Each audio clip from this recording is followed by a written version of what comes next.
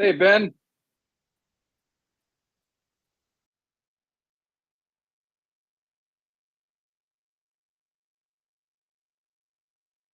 Welcome to the Dog Pound, everybody. I am Leroy Horde with Eric Metcalf, Frank Stams, Mike Tomzak, raw and unfiltered. And we here to celebrate a Browns win. And guess who showed up this weekend, fellas? We got us a taste of Deshaun Watson. We got us a little taste. Hey, but that was like the perfect team to play after in the wake of a Nick Chubb injury and a terrible passing game. Mm-hmm. Right? Because now you get a team that cannot stop the pass. Right. So you get them, so you get to build your confidence on that, and you don't have to worry about feeding the Chubb. So the running backs, they'll be happy with however they get the ball. They won't be happy. I was happy that they still stayed pretty committed to the run. Yeah. Right. Even though, like you said, the way to get them was through the pass. They still stayed committed to the run. So as I'm watching this game and I'm seeing how it's playing out, it actually played out like, okay, every time you said, okay, let's keep the run going. Okay.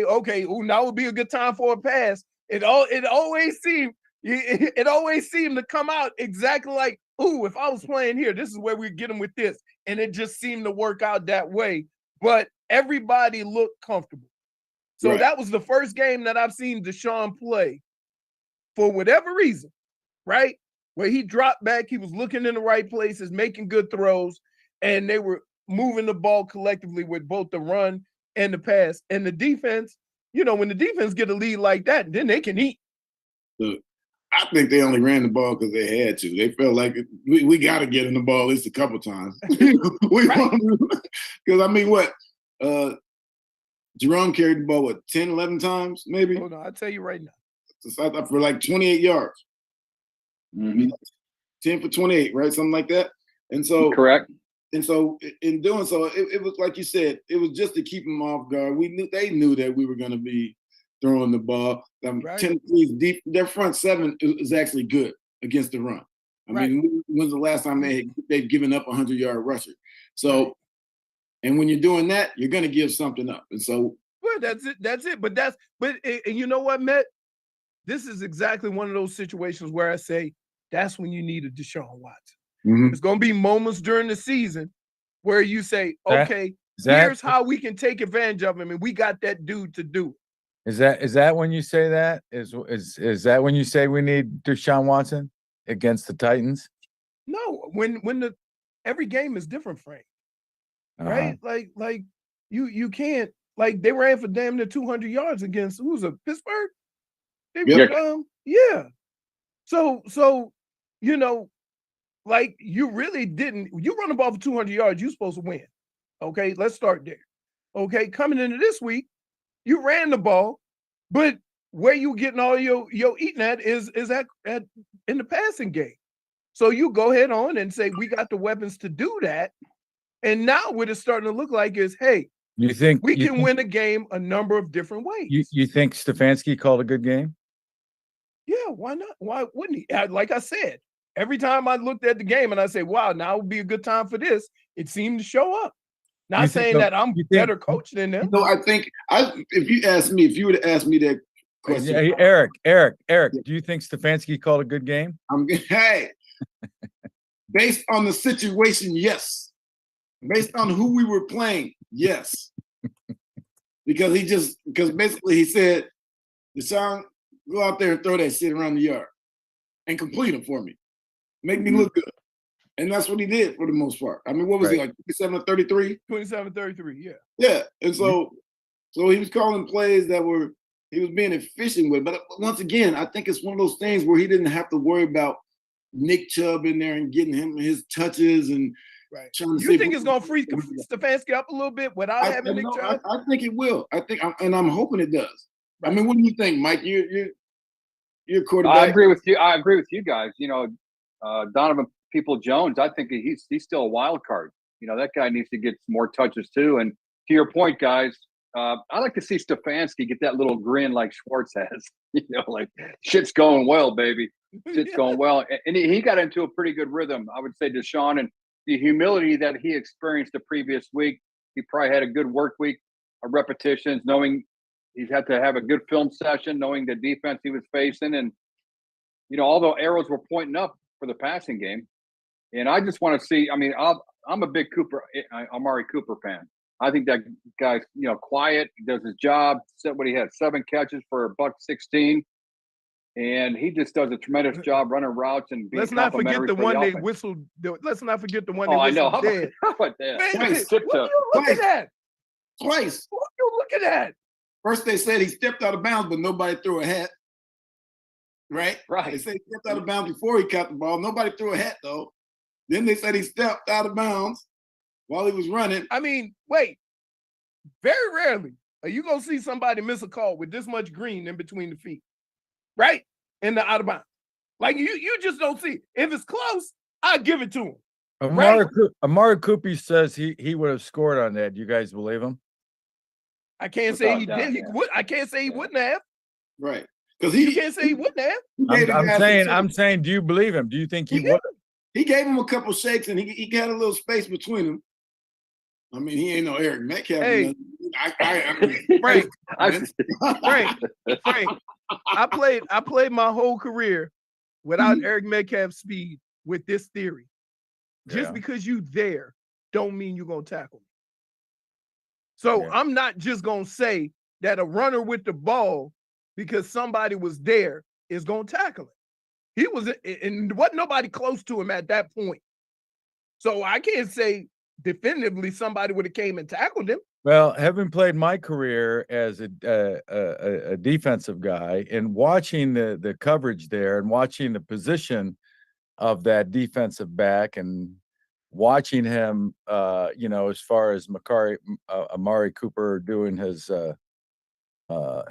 moves, I put his probability of scoring a touchdown at right around 8%. I don't think there was any way. Have you ever run with a football? Yeah, I've run with the football. And that's why you ended up playing linebacker. He was 8 years old and after he was a big on the field. Whoa. So now you're telling me that you know the defensive side of the ball. And no, I'm not saying that at all. But I'm saying that I've seen a lot of broken tackles. I'm not just going to assume because the guy was there, he's going to make the tackle. Well, look you here, see Frank. it every week. Frank, I didn't play. Listen. I got a little edge to me tonight. I want you to know that. I love it, man. I like that edge of you. Baby. Listen, I don't like any of you guys right now. I just don't. I started the broadcast by not liking you. My wife was supposed to meet me at home for lunch for a nooner, and she never showed up, and I'm pissed.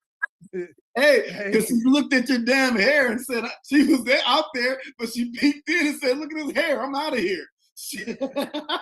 He doesn't care about me. Look how he's coming. Looking like a 50-plus-year-old flock of seagulls. Right. She's expecting something, and then you damn. And see that's kind of like Frank making that catch on the sideline, knowing that his wife's going to show up and get the tackle and get to the end zone. Wife said, "I think I'll just pick something up." But anyways, so but how about the Brownies? Are the Brownies after 3 games? Are everybody's drinking the Kool-Aid? I'm listening to Stefanski's press conference yesterday. It's like a love fest. I felt like I was at Woods, even though I was too young. I felt like I was at Woodstock. Everybody loved each other. Everybody's the greatest thing since sliced bread. Are we there? Is that where the Browns are? We're not there. We're not there, but I said all year we're going to win this division at 11-6. And you have said that. I say we're going to win this division. It's going to be tough, but we're going to do it. And Pittsburgh, the Pittsburgh game for me was a telling game because they played terribly on offense. Made a lot of mistakes. They ran the ball well. They made I'm just talking about. Well, I get it. You learn more from your mistakes than you do your success. Consistency and all that, and the turnovers and all that. But with all that said, and even the missed field goal, and with all that said, they had a chance to win. They still could have won that game. Right. So that bus ride back to Cleveland, gave them that hope that, hey, we're not we can get this thing back on the track pretty damn quick. That's what Right. they do now. Because I remember when we used to go up to Pittsburgh, I used to just get in the limo and ride back. Yeah, we got on the party bus. Damn. And got on the Well, bus. that- No, Hey, that's why- good. hey, did Belichick know about this? Why? The Did he season know- was over. We still had a meeting next day. We see you in the morning then. Hey, what went on? Hey, Ted, no, I want to know. Listen, what went on in the limo? Who was with you? Were there any other players, or was it just Yeah, you we had about 10 guys. in the limo? No, in We the were party looking- bus. We were looking for a midnighter. Oh, Yes. On the turnpike in Ohio or Pennsylvania. In Ohio or Pennsylvania turnpike. I Whatever. tell you what, we got back to Cleveland quicker than them buses. Hey, we wanted to have fun in both states. I hear you. Hey, So- think about fun in both states. I mean, we talked about Deshaun, getting off to a monumental game for him, for his confidence, for the team's confidence as a leader. I'm just marvel at this defense, guys. Yeah. For me to break the huddle, and say, what's happening now? Right? They've had 3 quarterbacks that they faced, and all 3 guys have underperformed. They got a quarterback now that is not a pocket. The quarterbacks. Let's talk about those quarterbacks. Yeah. Now the first week, Joe and Burrow? he I don't know. You can talk about this later, but I watched Burrow last night, He didn't look and that's not the same Joe Burrow that has been playing football. He's actually scared. He's scared back there. But he's hurt. Yeah. That's not the Browns' fault. But wait, that's what I'm saying. Frank. No, I know it's not the Frank, Browns' fault. you Then got- we go to Pickett. Pickett, and then we go to Right. Tannehill. So I mean, Yeah. we're not talking about the upper echelon. That's of not so what. quarterback. Well, to my So what? point, this week they got a guy that knows how to get out of trouble. He Yeah. had over 100 yards rushing. When he has 100 yards rushing, they're 11-1. But that was the one game they lost last week against Indianapolis. So I'm looking for the challenge of this defense again. I like to see them put the fear in Lamar Jackson. You know what I think? From the You know what I get-go. think about From the Baltimore get-go. in that close game, this is what I honestly feel. I could be way off the mark. I think they set all those guys out thinking that they were just going to run over the coach. Right. And then they'll come play against us. I Still really nagging injury. Yeah, that's a good point. That's a good point. But I don't see how they do that though. That franchise, games in their division, AFC with Indianapolis, it comes down to tiebreakers and things of that nature. And I don't look at John Harbaugh as a guy that just say, hey man, hey Eric and Leroy, just sit this one out, man. I know we got Cleveland next week. Would you rather be? But they could be doing it. It's a different game nowadays, right? Would you rather be Cleveland or Indianapolis? Oh, obviously Cleveland. Yeah. Here's the thing. The thing You're a that's general different- manager. You're a big general manager now, Eric. You spent a lot of time in Cleveland. The thing that's so different this year versus previous years against Baltimore, I say the last couple of years, is that pressure up the middle, right? I think it plays into Cleveland hand a little bit more with those 2 outside guys. And I think they can kind of contain them if everybody can get that, the pressure which they have gotten. I also think that, you got to change it up. So you change it up a little bit with moving Myles Garrett around. And You they're change moving it up. tight ends around the following. Right. I'll tell you what, here's what I see on that defensive line. And I'll tell you what, that's a good defensive line. It's a really good defensive line, especially like the guy opposite of Garrett, Smith, and those 2 guys in the middle. And here's what I see. In the past, Garrett was the guy. He could, no matter what he did, he was still the premier player on that defensive line, and he could get away with, poor performance, and he's still the guy. He's got competition now, with it, he in his peer group. And those defensive linemen, that whole group is raising the play of everybody else. And you guys know this, you know what I'm getting at. That whole defense, everybody's raising the performance. When you've got one standard on defense, and Schwartz is probably the guy responsible for this, it raises everybody's play. And I think that raises Myles Garrett play, because he doesn't want to be the guy, say, maybe, Smith on the other side's got 10 sacks and he's only got 6 halfway through the season. Yeah. I'm going into this game, going back to Leroy and that defensive front, I think what's going to be important is that push that Leroy is talking about is the fact that now these lanes are a little tighter. When in the past, when you had Myles Garrett and Clowney, they rushing 8-9 yards up the field. The tackles aren't getting any push. So between the tackle and the end, there's 8 yards. Right. Ain't nobody catching Lamar Jackson like that. Right. So now, because of their push, he has less space, and he's going to get through some of them. And that's just who he is. By the way, Eric, in the fifth quarter, you sound really good.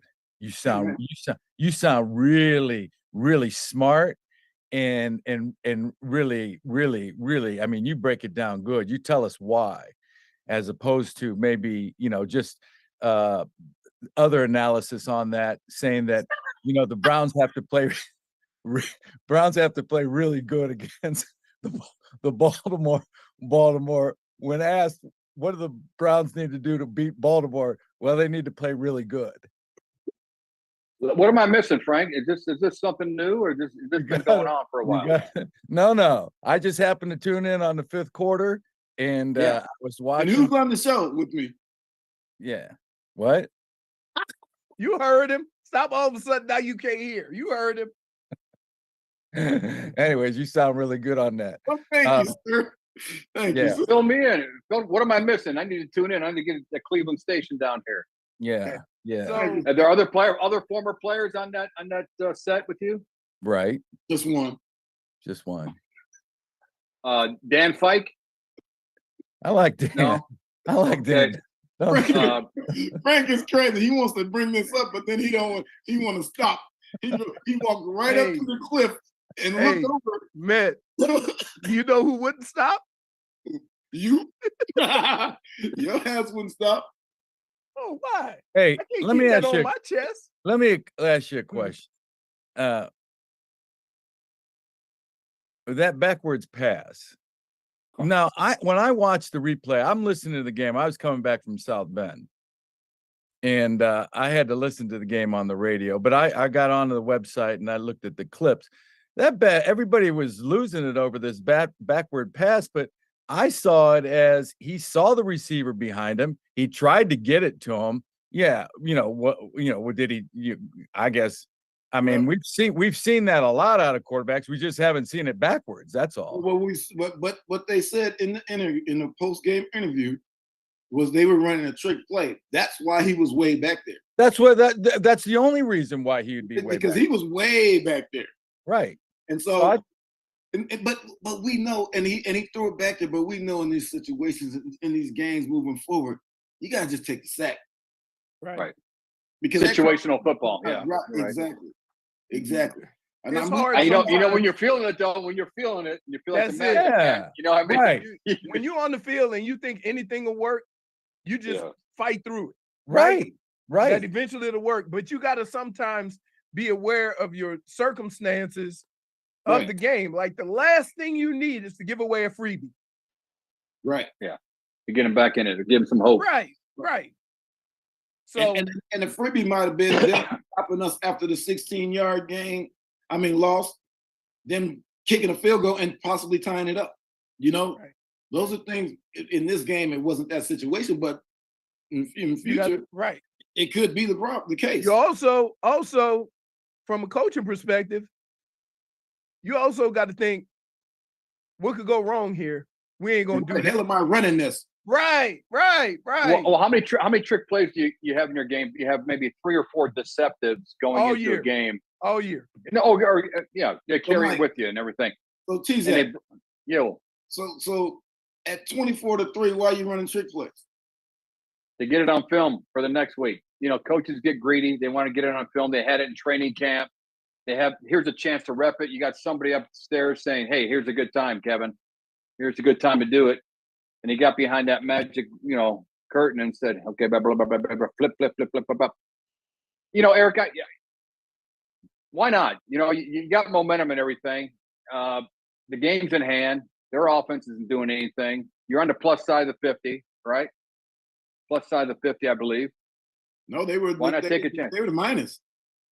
Okay, minus 40. I wasn't tuned in as much as you guys were, but to my point though, they want to get it on film. They make other teams prepare for it, but they don't prepare. How do you prepare for a backwards pass like that?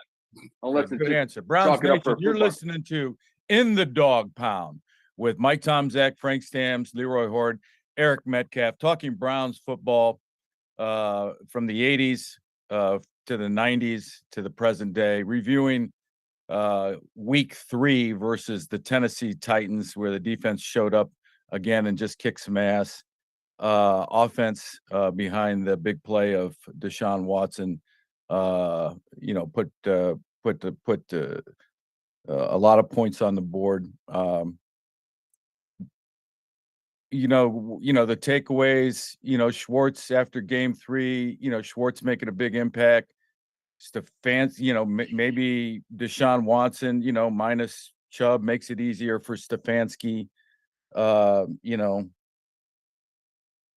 don't know. I'm just, Browns to me are a bit of an enigma right now, but I don't know why. Maybe I'm trying to make things more complicated than they are. Well, Frank, you're right, though. I think they get to go in the lab a little bit, because they lean on Nick Chubb for a number of years, with him pounding the rock and everything.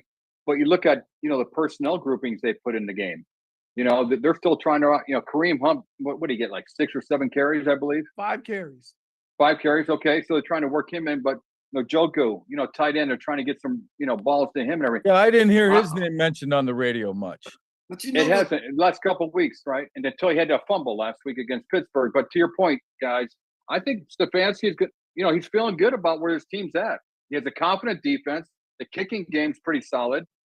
And the offense, showing some upward trending. What I like most about this is we've been complaining about Deshaun Watson and how the offense has been going in the first couple of weeks and him not being who he was in Houston. That's fine and dandy. But the way the defense is playing right now, they're giving them a chance to be in every single game. And we have seen teams win the Super Bowl scoring 15 points. Right. Oh yeah. Right. We saw the Ravens do Rams. Yeah, the Ravens did it. Right. The Ravens did it. The Rams did it. I mean, the 85 Bears did it. They didn't let anyone score. Mm-hmm. And when you don't let anyone score, you still got a chance because you might have to get a touchdown and a field goal to win the game, because that's how they're playing. And so as a head coach and play caller, you got to feel good about, maybe I can just close my eyes and pick this play and let's figure it out. Because if you mess it up, the defense is playing lights out and they can stop it.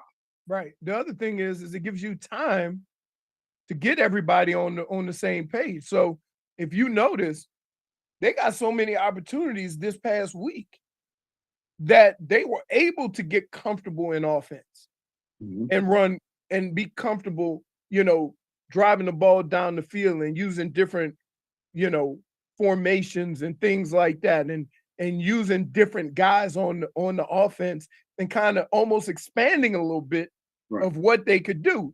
And it's amazing because it actually freed up guys running in the secondary even more. So whatever they're doing, I've seen guys more open than I've seen in the last couple of weeks. And I'm still trying to figure out why, because it seemed like they should have always been that open with them trying to stop the run. They got to treat it more like practice. We just gonna run these plays and see how they work against this defense, because they knew that the defense was gonna stop them. What they get, 26 yards in the second half or something like that? Right. Yeah. And that's just it. So it is. Let's get into this week. It's going to be a big test because you have that dude, right? And I don't mean just that dude throwing the ball, but you got that dude who can also beat you with his legs. Right. And this is going to be a hell of a challenge for the defense, because they're going to have to pay more attention to their lanes than they normally have, right? Like when you put a guy like Myles Garrett over center, or you put a guy, if you move him over and put him as a Darius Smith on the same side, right? When you do things like that, you're going to rely on that whole front seven, right? Let's be where we need to be so we don't create any lanes by being creative. Those backers are going to have to be on point. Right. And so if it's going to be a good early test, because they're going to try to run the ball. Baltimore is going to try to run the ball. They got some talent outside, right? We have the DBs to lock them down. But the one thing that makes it difficult for the DBs to lock them down is time. Now, Extending the play. We're extending the play, right? the Yeah. front seven have done an excellent job of keeping that under wraps. No quarterback has had a substantial amount of time to throw the ball. We haven't seen Lamar play under those conditions. And so if you get to put him in those conditions and see, okay, now what are you going to do that you can't run because we got you on lock here? Now you're forced to throw it. We've shut down your run game, and now you got to throw it 40 times. How's Lamar going to look then? Well, That let plays me more let me into the let me address that real quick. So What do you we do can, when Lamar's we running can. straight at you, Frank? What's that? What do you do when you're in space and Lamar's running straight at you? Force him one way or the other. You know, I'd run his ass down. Dude, I wish I had some film to put up right now. And I wish you guys would have seen me run some guys down, man. I could run, brother. My speed was relative. Don't ask me about my 40 time. relative to what? I was faster than the guy I was chasing. I guarantee you that. I've seen it, Frank. Leroy, I may not run you down, Matt, but I'd run What I was just about to say. Wait a minute. Wait, whoa. No, hell no. Hell Not just gonna yeah. let you go. Hell yeah. Wait. You think I couldn't run? No, I didn't say you couldn't run. I just said I could run better. Hey, you know what he actually said? You guys got to listen, pay attention to the words. If he was running after someone, he was going to run him down. He picks when he should stop. Anyways, so with listen, Lamar Jackson doesn't. These guys we saw. You guys talked about. You see Lamar Jackson. I think this defensive line. If there's one consistent thing on this team, it's that defensive line. Correct. And there is no reason in the world that they are not going to show up against Baltimore. And let's look at last Sunday's game against Indianapolis that they lose. Baltimore loses. And Lamar, that's right. Lamar was sacked 4 times. So, he doesn't do well. I mean, if you can just look at the final score, the outcome as a gauge as whether or not he does well or not. I don't think he does well under pressure, but what quarterback does? But the pressure, but the fact of the matter is when you're talking about him, a lot of those sacks are because he's running around. Well, I don't care what they're from. And he thinks really don't. Wait. All I know is he's getting sacked. But he thinks he can get away. And so if he's running around, it's not like a quarterback just getting sacked. It's like he's taking off running and getting tackled behind the line of scrimmage, which makes it the sack. Right. Right. Listen, I agree the guy's a talent, but I feel that there is way too much love on this podcast or this poundcast given to Lamar Jackson and the Baltimore Ravens. I dislike them more than I dislike the Baltimore. We're not just talking about anybody. He did win an MVP, dude. Like you talking about an elite. I mean, what? I mean, MVPs. I mean, okay, he won let's do this. Won an MVP. No, in the last. That's like some people. Last 5 people years, getting in the Hall of Fame. In the last 5 years, Frank, only 2 people have won it.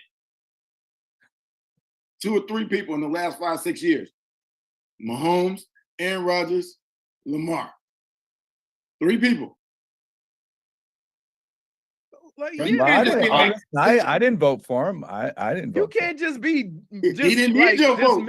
You can't just be dismissive of his talent. Right. I'm not being I'm glad you brought that up. I'm not being dismissive of his talent.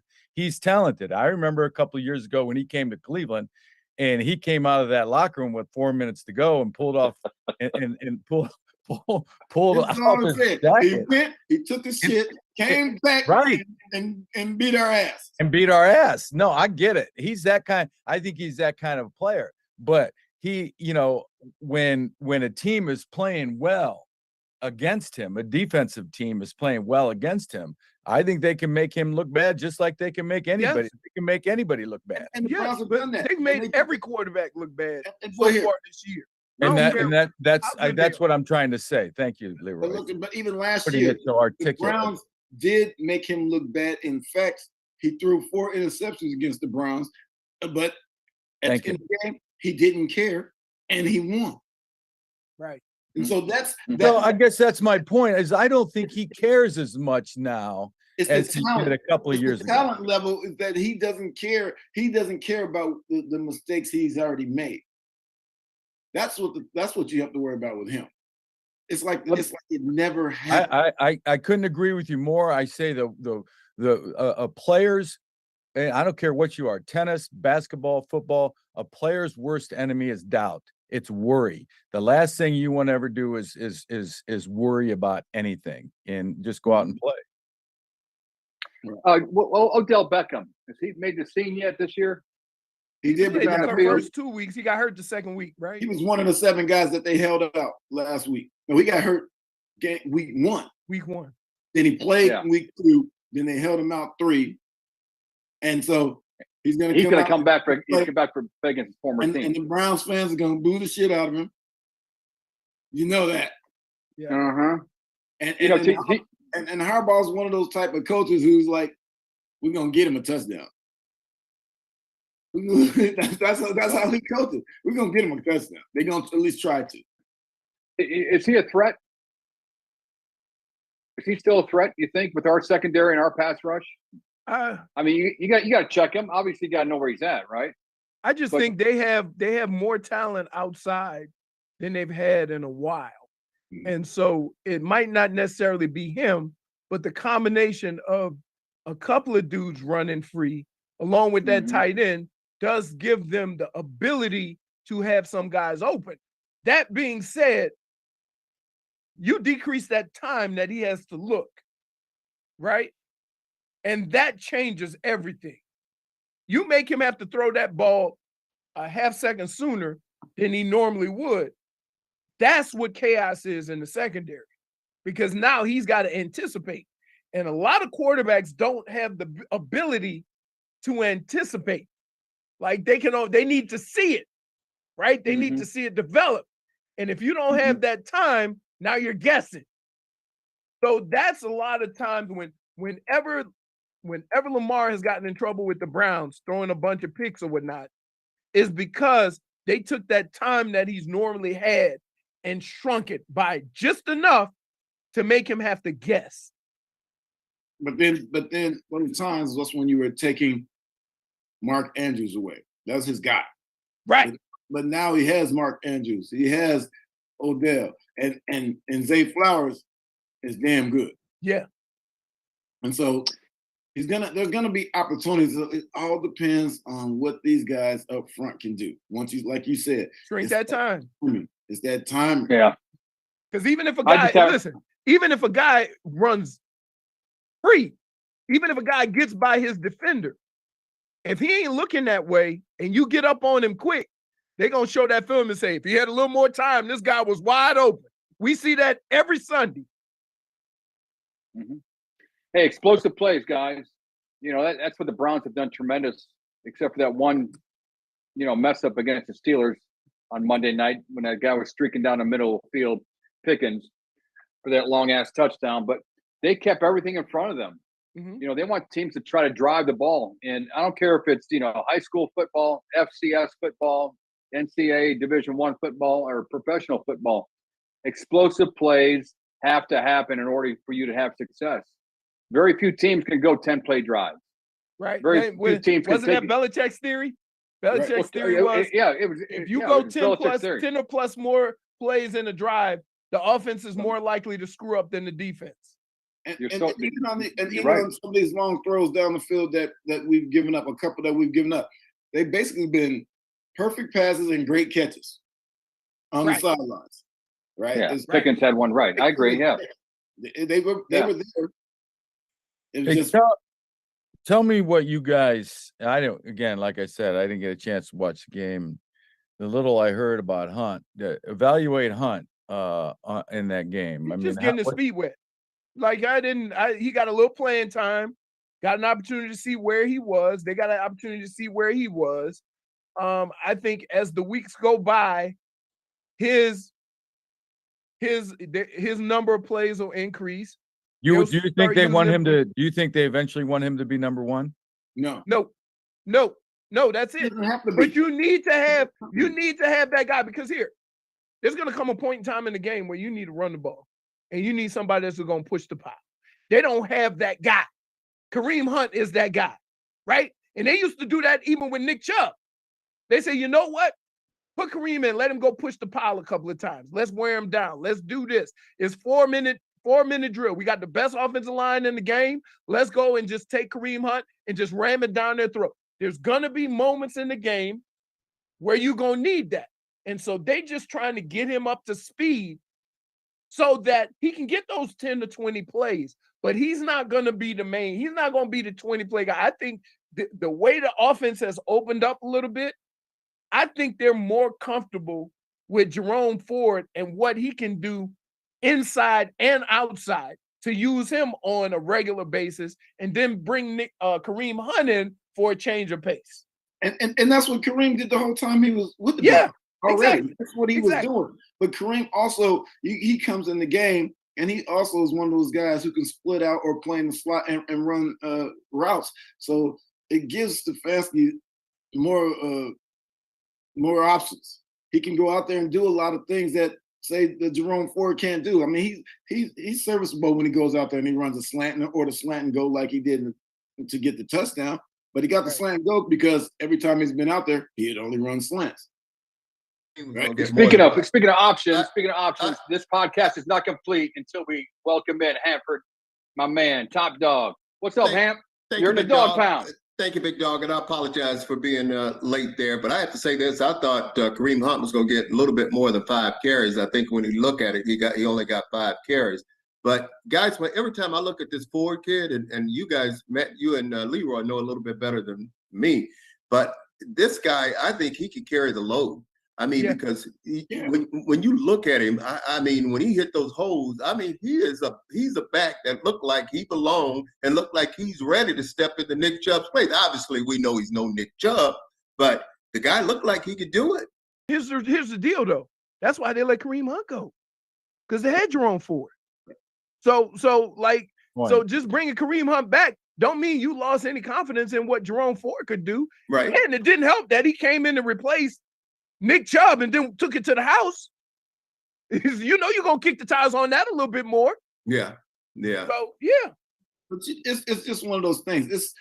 Jerome Ford can be the guy, the number one the entire year. He will be the guy. But it's still going to be committee. He's gonna do his thing. They're gonna bring Kareem in for his little special packages, whether it be run or pass, and they're just going. You can already tell they're gonna try to ride Deshaun, and see if that's who he is. But at some point, they're gonna have to run the ball and be good at it. They're gonna have to. Running game is going to have. There's gonna be moments in a game or in future games where you running the football is what's going to get you the victory. But once again, I said it. It was the perfect storm for the Browns this past week. Chubb gets hurt. We got to insert Jerome Ford as running back number 1. Then we're playing against a team that can't defend the pass worth of shit. Well, guys, I can say this, and I know I'm late, and I'm late to the party. But you could say, depending on Deshaun, but they're better depend on is that damn defense. God damn! I mean, guys, 21st downs in 3 games. They've only allowed, Frank, I know you sitting over there with me. You saying, boy, these guys, I tell you, it just seemed like he's come in and he's simplified this thing. He's made it so easy. Everybody know what they're doing. They're not thinking about it. They're jumping around. They're going to the football. And I'm telling you, they are playing. I mean, they are balling from the defensive line, linebackers, and the secondary. I'm talking about the entire defense. Be interested to hear what Frank think about this whole thing. Well, I appreciate you bringing me into the conversation. We were talking about that a little bit earlier. First of all, Frank is mad at all of us right now. Listen, I said my piece. I'm over it now. I wasn't treated very well today at noon. Hey, he's taking out his anger on us. Right. Yeah. Hey, listen, man. I was having this conversation with some of my guys. We had a big reunion back at the Ohio State Notre Dame game, and I got some judgment from some of my guys. And I said, listen, fellas, I get judgment all day long back home and at work and at home. I come to hang out with you guys to laugh it up in a judgment-free zone. All right. I need help. Yeah, I don't need yeah, I don't need judgment. But to your point, we were talking about this, and I want to know how you feel. Is the rest of that defense is elevating, or that defense, because they're all playing, they're all elevating each other's performance. Like Smith on the opposite of Garrett, he's elevating Garrett's performance. Those guys all now are like, there's a healthy competition within themselves. No, and you guys know this. When you played, I always felt this. When I went into that meeting room and watched the film, I did not want to be the guy that Saban put the red dot on. And I did not want to be the weak link. And sure enough, every week he put the red dot on me. All right. And I hated him for it. So what does that say? That he wasn't chasing nobody down, like he says. or maybe he was the weak link.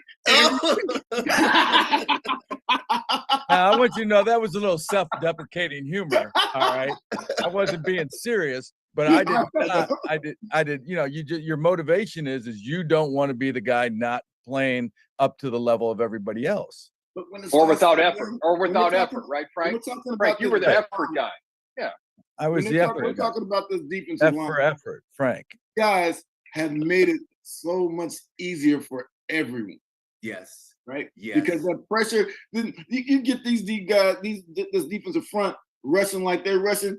Top dog can get up in a Jamar Chase's face and just punch him all day. Right? He don't have to worry about it because he knows he doesn't have long. And so he can be aggressive like he wants to be. And they are a quarterback's nightmare right now. If they're trying to run the ball, they can't run it because those guys are getting off blocks. They're making a play. And you are right. They are getting to the quarterback. And the quarterback, here's one thing a quarterback realized, Frank, and real quick, I'll say this real quick, and then you can jump in your point. Sure. One thing a quarterback realized, he can't hold it. He has got to get rid of it, and he's got to get rid of it now. Right. No, I just want to jump in, Hanford, and support what you were saying about some of these rushing stats. The opposing team, has rushed the ball less than half the number of times Cleveland has, and that's in large part because they can't rush the ball. And when they do rush the ball, rushing yards, they're averaging less than 3 yards a rush against that defense. And the rushing touchdowns, how about this one? No one scored a rushing touchdown against the Browns this year. And when my buddy's a defensive line coach with the Chiefs, he said when you're able to score rushing the ball, your chances of winning the game go up exponentially. So to your point, Hanford. Hey, and I tell you, when they play the Browns right now, when somebody's getting ready to play the Browns, that head coach calls that O-line coach in and says, "Look here, you guys better get your shit together." Right. Whatever team it's been, you guys better have your shit tight because it's gonna be a long day. Hey, and I can tell you this right now, Sunday on the lakefront, it's going to be a war. I mean, it is going to be a war because you talk right, you hit it right on the head. Baltimore understands and know how well this defensive line is playing. And trust me, everybody's to notice it right now. And it's not just one guy. And I'll say this about Myles Garrett. I was waiting on him to take over a game. I was waiting on it. And look what he come through this week. Boy, he just was a monster. But he ain't by himself. You hit it. You got Wright. I mean, you got Za'Darius. I mean, just to name it. Harris. Goes Harris. Yeah, and it goes on and on and on. It's interesting too. Game right here when Top gets to play both sides because he got insider information on both sides. So I had to catch myself just there. I'm getting ready to tell too much there in a minute. There, I was like, man, you wasn't supposed to say that. Right. You are raw and uncensored here in the Dog Pound, along with Eric Metcalf, Hanford Dixon, Frank Stamps, Leroy Horde. One stat I want to bring up before we get too crazy is third down efficiency. The defense is producing less than 19%, right around 19%. They're getting possessions back to the offense. So you talk about complementary teams. that have a great efficiency. We're operating, close to 50%. I think 48% on the offensive side, and that's one stat that's very glaring, right? Right. Because it gives you more possessions, gets the ball back for the offense, and defense sits their ass on the sideline. And you know what? What we used to see, guys, when we played, pretty much every now and then, say a guy made a big play or a guy scored on offense, you'll see him like maybe do some kind of celebration or something. Now, every time there is a big play, everybody is into the act. Everybody is jumping in it. Everybody is celebrating. And you know what? I think that's cool, Matt. When you made a touchdown, would you celebrate sometime? Not all the time. I don't know. I didn't really celebrate that much because I expected to get in the end zone. Mm-hmm. No, but you know what? Like, I'm glad you said that celebration thing, because even the other day, for the first time that I can remember, you got to see Stefanski show some emotion. Yeah. And be excited about what was going on instead of being, Mr. Ivy League. Like, you're at a damn football game. Yeah. I think, you know what? And this happened, what was cool about when everybody's on the same page? Because I remember even with Bill, when we started doing well, Pepper and Michael Dean, all them would get Bill into the act, right? So he went from being the first year killing us against him, to that second year almost like we were all in this thing together, right? And that makes a difference. It really does. So to see Kevin Stefanski kind of relax a little bit and know that he got a team, right, that's going to give him a chance to do what he does. He ain't got to worry about the other side of the ball because he got Schwartz over there, and he can just concentrate on what he needs to do. And everybody's just celebrating each other. Yeah. He was always putting out fires with Joe Woods. He was always trying to put out fires with Joe Woods, right? Hey, I thought it's funny you talk about Bill showing emotion. Did you see Bill at his press conference? When he talk about Taylor Swift? Yeah. He's made a lot of big catches over the course of his career, but I think this is the biggest. And only the people that have dealt with Bill Belichick will fully understand how funny that was, because he says it as not a joke. Like, everything he says is serious. Remember the time that we was in the meeting, and Bernie and Bill got into it a little bit, and Bernie said something, and Matt looked over at me. He goes, "I don't know about you. That shit was funny." I'm laughing. Hey, Frank, you know what he's talking about. I know what he's talking about. Right. He also never saw Bernie again. Right. Hey, let me ask you guys a question real quick. Give me the top 3 teams in the AFC, and the top 3 teams in the NFC right now after 3 games. Are the Browns? I'm going to say in the AFC, you got it. I think we all agree on Miami. What you guys think? Wow. Yeah. Wow. I think we all agree on. Put up a 70 spot. Yeah. So would you say Miami, KC, and Cleveland? Miami, KC, and Cleveland. I would say KC, and I think when you say Cleveland, you gotta go Cleveland, Baltimore. Because they play each other this week, so it'll be definitive after this week. Yeah, you could toss a coin on those 2 teams right there. But what's important before we get to the NFC, but what's important is that we're able to say the Browns in the conversation. Yes. Right. No, I've not been able to say that we have them in the conversation, whether they're in the top 3 or not. We can think about them being progressively better and being one of those teams now. I can tell you. I can walk around with that. Let me just say this real quick. I'll tell you guys this. I was thinking about this. Normally, I go to the game. Okay, when I go to the game, I'm normally doing stuff, suite visits, all that kind of bullshit. And but I always tape the game. Is that what you doing? Well, listen, but I always tape the game. So when I watch the game, it's probably about I wake up. It's probably about 1 o'clock in the morning. I watch the game in its entirety with my notes and all that stuff. You know what? With this game coming up with Baltimore and Cleveland, dog, I want to sit right there at the stadium and I want to catch it. I want to catch it right then and there. I want to catch it live. I think I'm more excited than they are about this game. It's only Tuesday. All right. Well, okay. Let me put things in perspective here. All right. First of all, Yeah.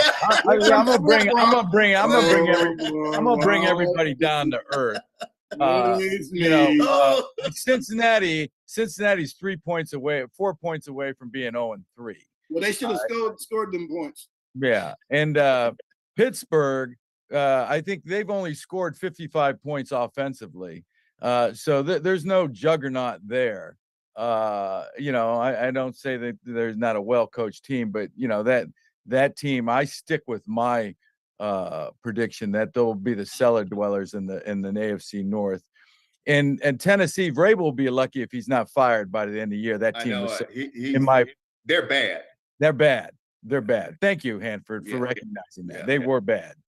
And but having said that, Cleveland's done what they should do against bad teams.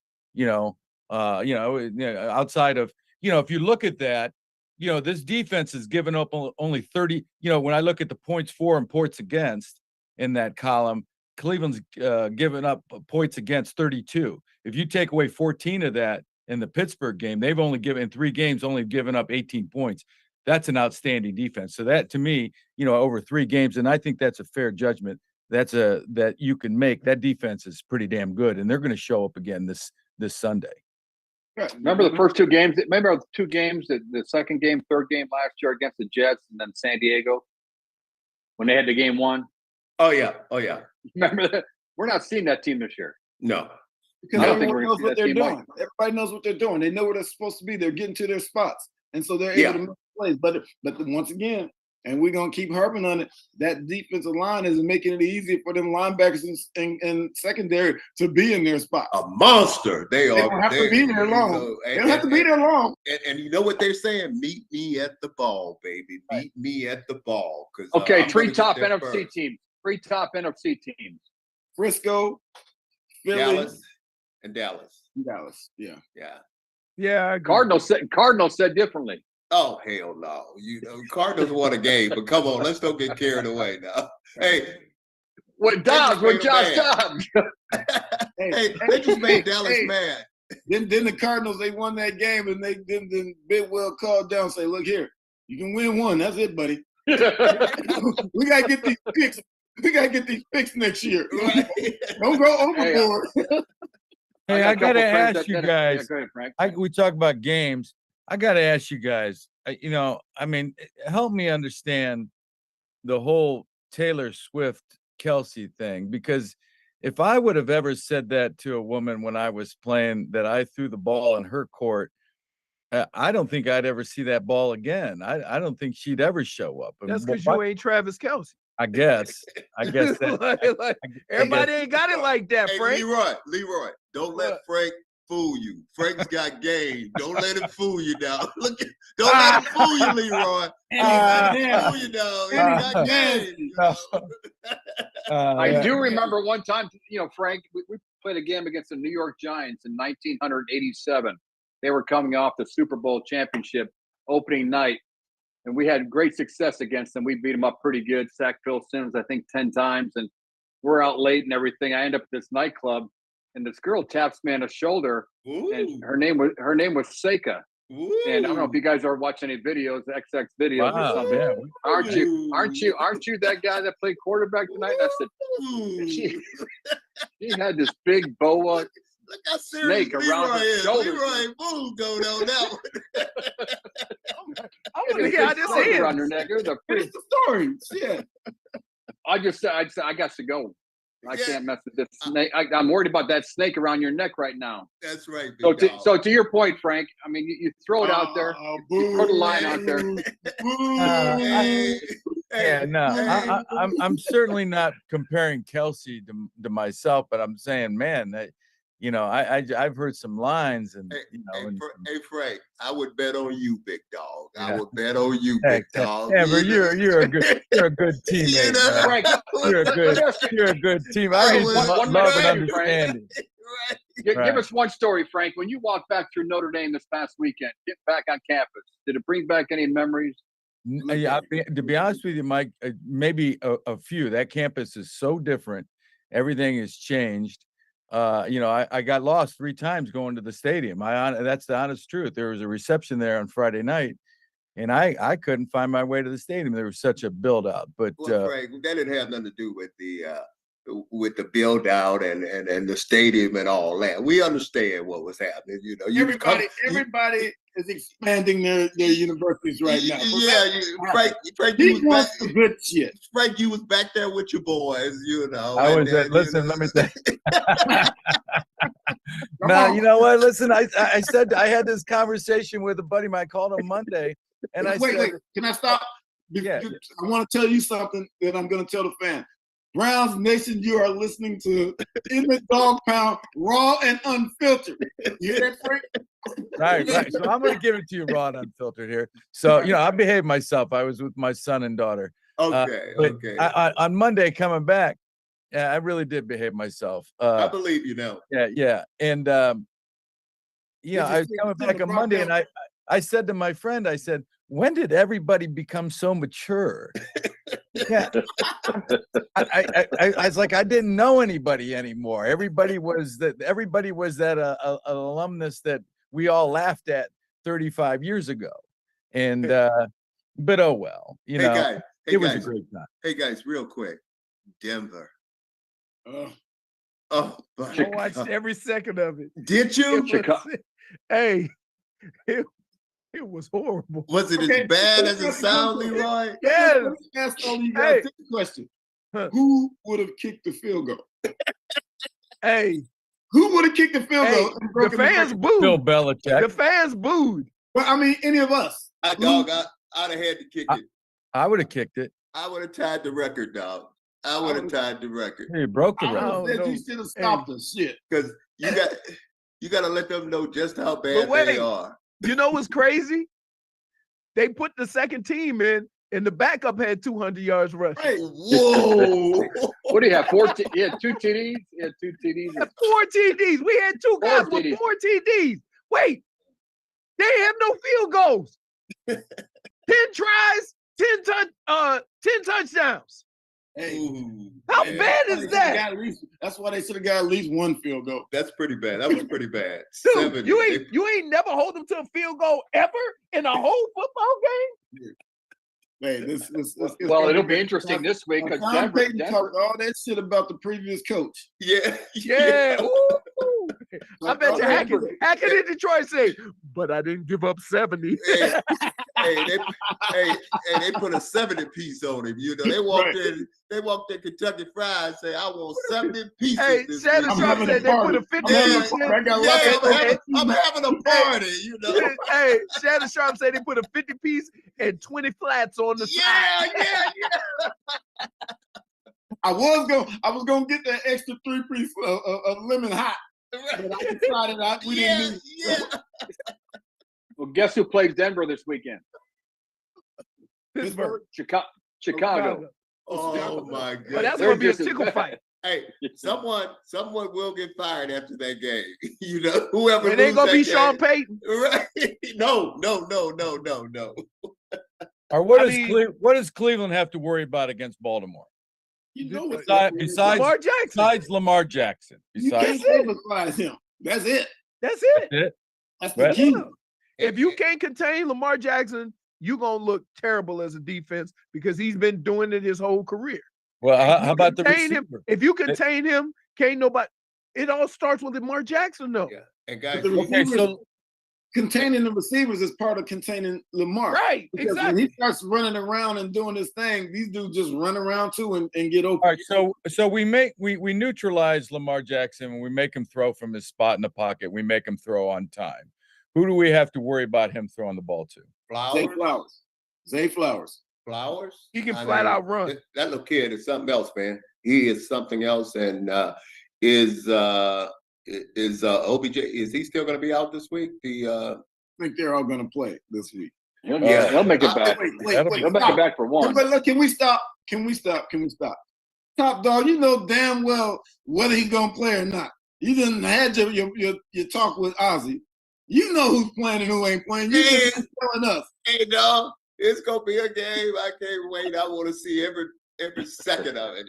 Every second of it. Frank. I don't think Baltimore can run the ball. I'm looking at their stats. That's all they do. Yeah. Well, but you're right. I don't. That's why I can't wait to what watch I should it. say is I don't think they can run the ball against the Browns. Right, and that's what I'm saying, Frank. That's why I can't wait to watch it, because it's going to be so interesting to see how our defensive line really play against a decent football team. I'm really surprised at that line. That line, Browns are only a 2.5-point favorite. I don't get it. Did you see what they did to Derrick Henry? Oh, yeah, exactly. Right. I mean, what is it, 1.8 yards per carry? Right. Derrick Henry, so Derrick rushes. Henry. So wait, Derrick Henry didn't even average social distancing? Right. He was 11 for 20 or something like that.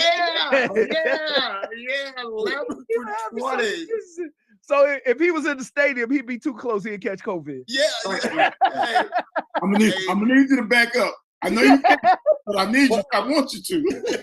What does Deshaun Watson need to do to get better? Continue down the path he's on. What's that path? Take a profit. Take a profit. He had a big game. Do you think he needs to wear more? Do you think he needs to wear more not diamonds? Trying to press too hard. I think he said, "Do you think he needs to wear more diamonds?" Hey, you don't wear them diamonds when you lose. You can wear them. Damn. No, but got a lot of. You think those diamonds are real? Well, I think they are, because I was sitting right there right before the game. I was right there on the field, and I think his parents, his dad, and I want to say his mom. I'm thinking that was his mom. I know that was his girlfriend, and the three of them came down, and then he came over. You say hello to his girlfriend, Hanford? Oh no, dog. I don't play that. I know when I stay in my lane. I know. Social distance. Yeah, that's right, Mike. That's right, Mike. You do. But where I was going with this, I just asked you if you said hello to her. That's all. No, I said hello. I didn't even say hello to him. Okay. So I don't want no misunderstanding. Tell me about the diamonds. Tell me about those diamonds. But that's where I was headed with this whole thing. Oh, they're real. Oh, I think you guys are talking about him continuing on the path that he was on this past week. I think it's a two-part thing where it's him and Stefanski. And when I say that, I mean him being comfortable back there and Stefanski making him comfortable with the play calling and being able to find the guys and know where everyone's going to be. And I think he has to be confident and comfortable, because when he played against Pittsburgh, he was never comfortable back there. He was happy feet. Frustrated. He was frustrated. He was never comfortable. And he was comfortable this past weekend, and we saw who he has been because he was comfortable. And so I just want him to be comfortable. And if he's comfortable, I expect him to be the player that they paid him to be. Well, what are your predictions, boys? I'm taking the Browns. I don't care how many points. They got to win by 1 to go to 3-1. And take control of the division. Well, we got them at home, so I'm going to go with the Browns too, because we got them at home, and I think that's going to give us an edge there. I just think that with all the noise, with the fans, you think it's a big game for the players in Hanford. Them fans still got a little bone to pick with Baltimore, right? No question. And so with all that going on, to have that D line playing the way they playing, with that crowd noise, oh my goodness. It's terrifying just thinking of it. So I do have the Browns. I'm curious. I'm wondering, Lamar has never really been ever shut down. And I'm curious, I think they could shut him down. Just with the athletes they have up front and how they can constrict his time to make decisions. I think he might be forced into some bad situations. You know who's going to be key? JOK. Yep. Okay. That's who's going to be key. Because you're right, he can run. He can run, and he's playing at a high level right now. The game has really slowed down for him right now. He is seeing it. And Matt, you and I, we're on the same page. We're thinking along the same lines. When 4 dudes up front are allowing them to just run and not have to worry about the double team coming off of them onto them and all that. They just run it and going to make tackles. Guys, do you know who else I'm seeing starting to make tackles and not get hurt?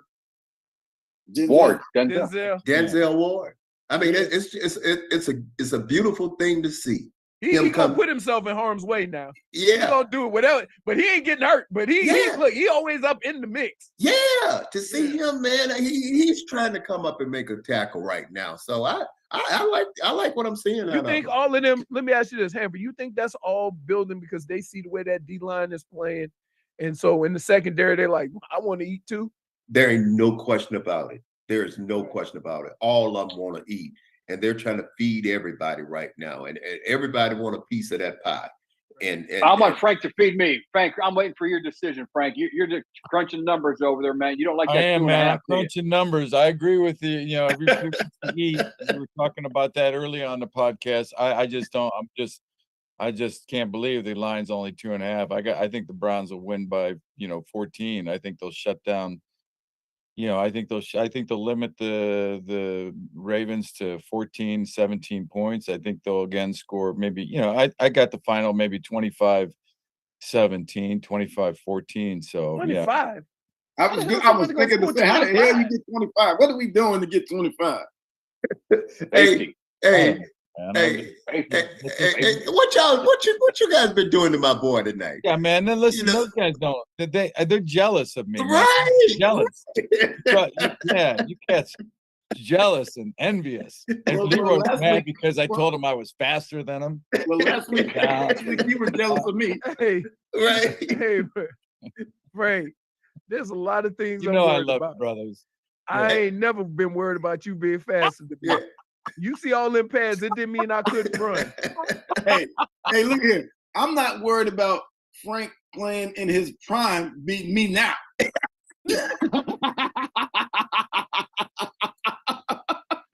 Well, there you have it, Browns Nation. In the dog pound, raw and unfiltered. Another great episode. Week 3. Looking forward to week 4. For Mike Tomczak, Eric Metcalf, Frank Stam, Sanford Dixon, Leroy Horde. We'll see you next time on the Dog Pound. Go Browns.